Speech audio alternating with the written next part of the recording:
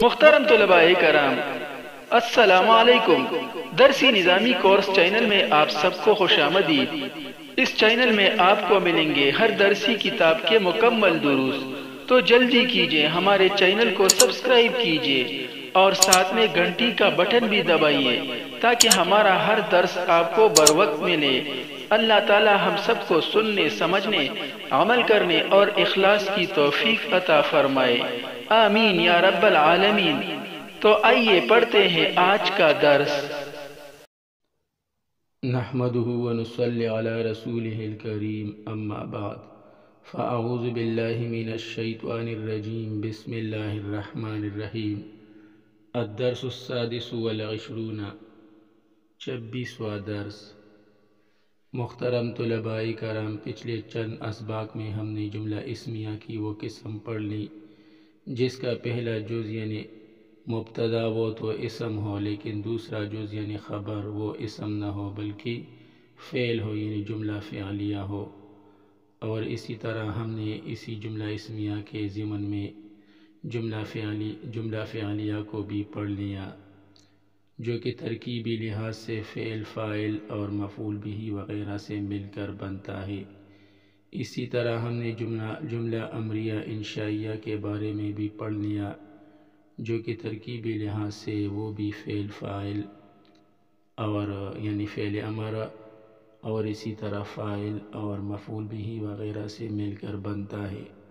اور اسی طرح ہم نے امر حاضر معلوم بنانے کا طریقہ بھی سیکھ لیا کہ امر حاضر کو فعل مضارع مخاطب کے صیغوں سے بنایا جاتا ہے۔ امر حاضر معلوم کے 6 صیغے ہوتے ہیں جو کہ مخاطب کے 6 صیغوں سے بنایا جاتا ہے۔ تو یہ سب باتیں ہم نے پچھلے چند اسباق میں سیکھ لیے۔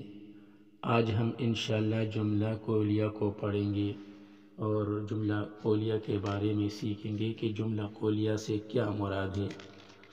تو کبھی کبھار جملہ میں فعل جو ہے وہ قول کی شکل میں آتا ہے، اسے جملہ کو جملہ قولیہ کہتے ہیں۔ جملہ قولیہ ترکیبی لحاظ سے قول، فاعل اور مقولہ سے مل کر بنتا ہے۔ مقولہ سے مراد ہے قائل کی کہی ہوئی بات، یعنی قائل کی کہی ہوئی بات کو مقولہ کہتے ہیں۔ تو جملہ فعلیہ جو ہے وہ قول، فاعل اور مقولہ سے مل کر بنتا ہے۔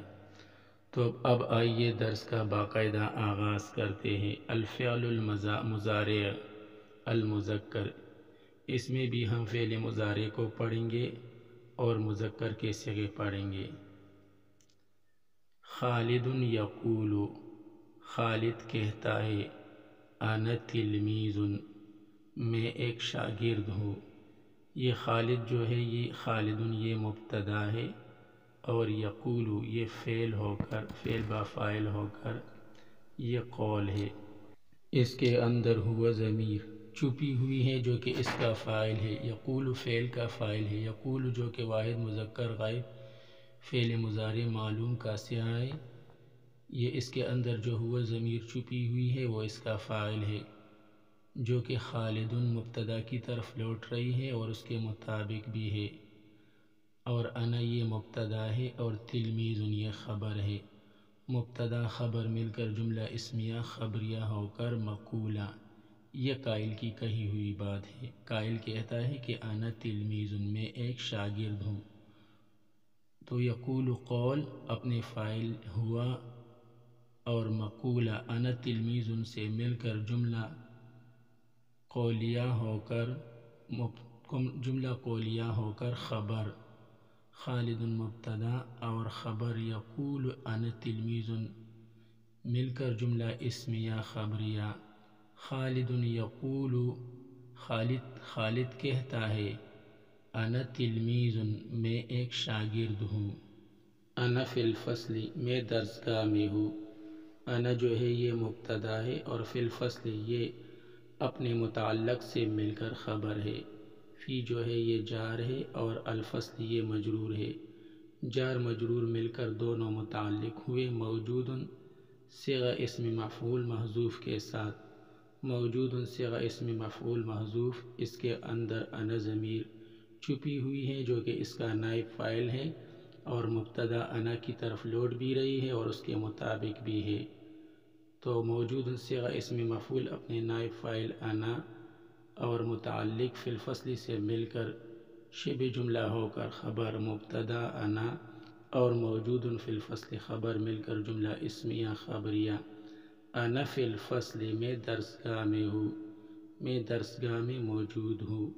آخذ الکتابہ میں کتاب پکڑتا ہوں۔ آخذ جو ہے یہ فعل ہے اور اس کے اندر انا ضمیر چھپی ہوئی ہے جو کہ اس کا نائب جو کہ اس کا فاعل ہے، اور الکتابہ یہ مفعول ہے۔ تو آخذ و فعل اپنے فاعل انا اور مفعول الکتابہ سے مل کر جملہ فعلیہ خبریہ۔ آخذ الکتابہ میں کتاب پکڑتا ہوں یا پکڑ رہا ہوں، یا میں کتاب لیتا ہوں یا لے رہا ہوں۔ اقوم من مکانی، اقوم من مکانی میں اپنی جگہ سے کھڑا ہوتا ہوں۔ اقوم جو ہے یہ فعل با فاعل ہے جو کہ واحد متکلم فعل مضارع معلوم کا صیغہ ہے، مذکر اور مؤنث دونوں کے لیے آتا ہے۔ یہاں پر مذکر کے لیے استعمال ہو رہا ہے۔ اس کے اندر انا ضمیر چھپی ہوئی ہے جو کہ اس کا فاعل ہے۔ من مکانی یہ اقوم فعل کا متعلق ہے۔ من جو ہے یہ جار ہے اور مکانی یہ مرکب اضافی ہو کر مجرور ہے۔ مکانی میں مکانی یہ مضاف ہے اور یا ضمیر متکلم یہ مضاف الیہ ہے۔ تو مکانی مضاف اور یا ضمیر مضاف الیہ مل کر دونوں مرکب اضافی ہو کر من جارہ کے لیے مجرور، من جار اور مکانی مجرور مل کر دونوں متعلق ہوئے اقوم فعل کے ساتھ۔ اقوم فعل اپنے فاعل انا اور متعلق من مکانی سے مل کر جملہ فعلیہ خبریہ ہوا۔ اقوم من مکانی میں اپنی جگہ سے کھڑا ہوتا ہوں یا کھڑا ہو رہا ہوں۔ وامشی الی الباب اور دروازے کی طرف چلتا ہوں۔ وہ جو ہے یہ حرف عطف ہے اور امشی الی الباب یہ جملہ فعلیہ خبریہ ہو کر جملہ معطوفہ ہے۔ امشی یہ فعل با فاعل ہے، اس کے اندر انا ضمیر چھپی ہوئی ہے جو کہ اس کا فاعل ہے، اور الی الباب یہ جار مجرور ہے۔ الی جو ہے یہ جار ہے اور الباب یہ مجرور ہے، تو جار مجرور مل کر متعلق ہوئے امشی فعل کے ساتھ۔ امشی فعل اپنے فاعل انا اور متعلق الی الباب سے مل کر جملہ فعلیہ خبریہ ہو کر جملہ معطوفہ، اور اقوم من مکانی یہ جملہ فعلیہ خبریہ ہو کر جملہ معطوفۃ علیہا ہے۔ تو جملہ معطوفۃ علیہا اور جملہ معطوفہ مل کر جملہ فعلیہ خبریہ ہوا۔ اقوم من مکانی میں اپنی جگہ سے کھڑا ہوتا ہوں، وامشی الی الباب اور دروازے کی طرف چلتا ہوں۔ افتح الباب میں دروازہ کھولتا ہوں۔ افتح جو ہے یہ فعل ہے اور البابہ یہ مفعول ہے، بالکل وہی ترکیب ہے جو آخذ الکتابہ کی ترکیب ہے۔